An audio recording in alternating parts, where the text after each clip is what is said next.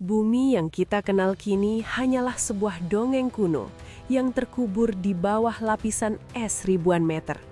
Di masa depan yang kelam ini, planet kita bukan lagi tempat bernaung, melainkan sebuah makam putih yang luas dan tak berujung. Matahari hanyalah titik pucat di balik kabut abadi, tidak lagi memberikan kehangatan, hanya menjadi saksi bisu atas sisa-sisa peradaban yang mencoba bernafas di ambang kepunahan. Di langit yang kelabu, kapal-kapal induk raksasa melayang, menyerupai nisan besi yang mengawasi kehampaan. Jangan biarkan kemegahan visual ini menipu Anda, karena di dunia ini, keindahan adalah topeng dari kengerian yang nyata. Kesunyian di sini bukanlah ketenangan, melainkan peringatan bahwa setiap detik yang kita lalui adalah pinjaman dari maut yang terus mengintai.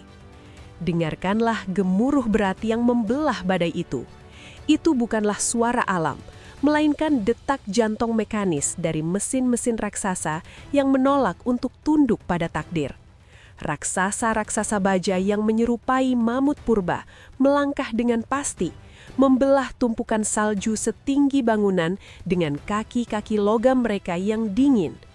Di jalur-jalur yang membeku, kereta super cepat meluncur bagaikan peluru perak, membelah badai salju yang membutakan demi menjaga denyut nadi logistik tetap mengalir. Mesin-mesin ini bukan sekadar alat transportasi, mereka adalah satu-satunya alasan mengapa kemanusiaan belum menjadi sejarah. Di atas hamparan es ini, berhenti berarti mati. Sekali saja mesin itu mendingin, maka kegelapan abadi akan segera menjemput tanpa ampun. Namun, di balik dinding-dinding kaca tebal yang tahan terhadap tekanan nol mutlak, terdapat sebuah kontras yang menyakitkan. Di dalam perlindungan terakhir ini, manusia mencoba menciptakan ilusi tentang kehidupan normal. Kita melihat ruang-ruang makan yang mewah dengan lampu kristal yang hangat, gaun-gaun sutra yang melambai, dan denting gelas anggur yang beradu. Ini adalah sebuah pemberontakan estetis terhadap kenyataan yang kejam. Namun, perhatikanlah tatapan mata mereka yang kosong saat menatap keluar jendela. Mereka tahu bahwa kemewahan ini sangatlah rapuh. Di balik keanggunan itu, ada ketegangan yang menyesakkan dada. Satu retakan kecil pada sistem pertahanan, satu kegagalan pada reaktor pemanas, maka keindahan ini akan segera disapu oleh badai es yang haus akan nyawa. Kita semua hidup di dalam gelembung yang bisa pecah kapan saja oleh hembusan angin yang paling kecil sekalipun. Peradaban ini tidak hanya mencoba menguasai permukaan, tetapi juga merambah hingga ke rahim samudra yang gelap dan membeku. Di bawah lapisan es yang tebalnya tak terukur, pangkalan-pangkalan bawah air dibangun sebagai benteng pertahanan terakhir. Di sana, di kedalaman yang tidak pernah tersentuh cahaya matahari, kita menyaksikan pemandangan yang menghantui.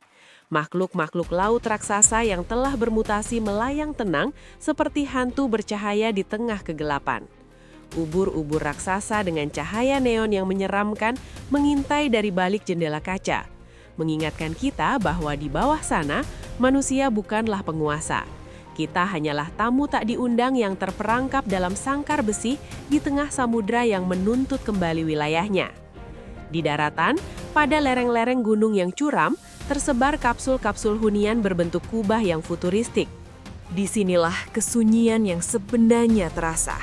Di dalam rumah-rumah mini yang sunyi, waktu seolah berhenti berputar. Setiap napas yang dihembuskan terasa berat.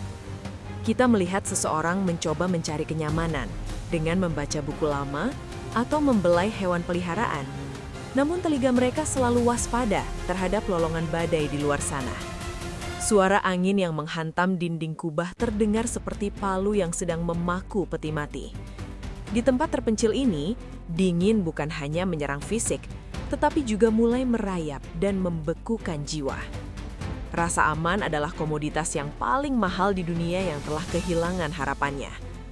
Namun bagi mereka yang masih memiliki api di dalam dadanya, rasa takut diubah menjadi adrenalin. Menggunakan papan seluncur terbang atau hoverboard dan motor-motor tempur berkecepatan tinggi, para pengelana es membelah tebing-tebing curam dan melompati jurang-jurang es yang mengangah. Ini bukan sekadar olahraga atau hiburan. Ini adalah jeritan perlawanan terakhir terhadap kepunahan. Setiap manuver berbahaya adalah bukti bahwa semangat manusia belum sepenuhnya membeku. Mereka memburu kecepatan, karena hanya saat itulah mereka merasa benar-benar hidup di dunia yang telah lama mati.